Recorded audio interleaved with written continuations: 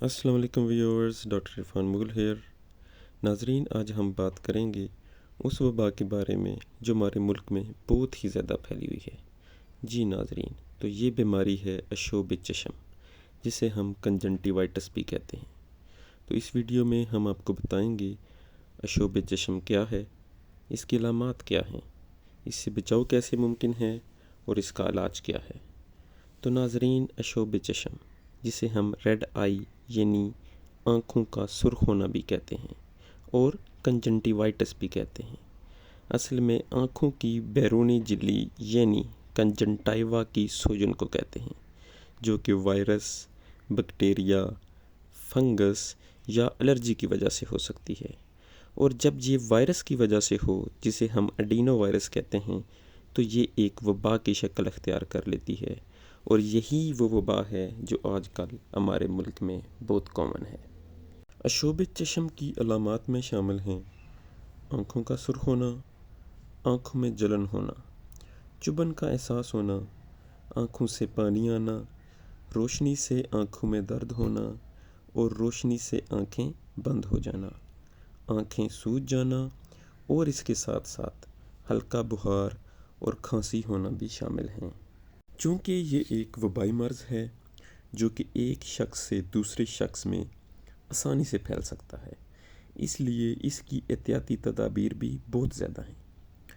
عشوب چشم کے مریض بار بار آنکھوں میں خارش کرتے ہیں اور آنکھوں کا پانی صاف کرتے ہیں، جس سے وائرس ان کے ہاتھوں پہ لگ جاتا ہے اور یہی سورس آف انفیکشن ہے۔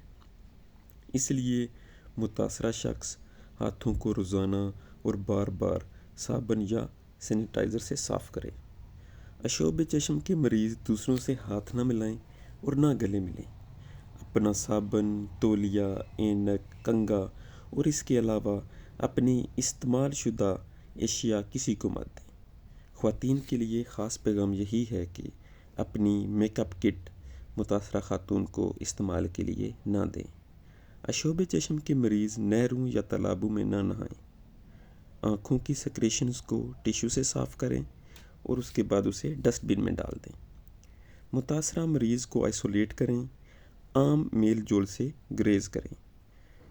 آئی ڈراپس ڈالتے وقت اس کی نوزل کو ٹچ نہ کریں اور نہ ہی نوزل کو آنکھ کے ساتھ ٹچ ہونے دیں۔ یاد رکھیں، ایڈینو وائرس یعنی عشوب چشم کا وائرس علامات شروع ہونے سے 10 دن پہلے اور علامات ختم ہونے کے 10 دن بعد تک جسم میں موجود رہتا ہے۔ اس لیے احتیاط ہی بیماری کے پھیلاؤ کو روکنے کا واحد حل ہے۔ اس لیے نو ٹچنگ والی پالیسی پہ عمل کریں، کیونکہ آپ کے ہاتھ ہی سورس آف انفیکشن ہیں۔ آنکھ کا بار بار ملنا آپ کے کورنیا کو بھی ڈیمیج کر سکتا ہے، جو کہ کورنیل السر کی ایک اہم وجہ ہے، جس سے آپ کی آنکھوں کی بینائی بھی متاثر ہو سکتی ہے۔ ایسی صورت میں آئی اسپیشلسٹ کو لازمی چیک کروائیں۔ اب ہم طریقہ علاج کے بارے میں آپ کو بتاتے ہیں۔ اس سے پہلے آپ کو یہ سمجھنا چاہیے کہ یہ ایک وائرل انفیکشن ہے جو کہ خود بخود ختم ہو جاتا ہے، لیکن سم ٹائمز سپرا ایڈڈ انفیکشن کا بھی خطرہ ہوتا ہے۔ طریقہ علاج میں جو سب سے زیادہ ضروری چیز ہے وہ ہے آنکھوں کی صفائی۔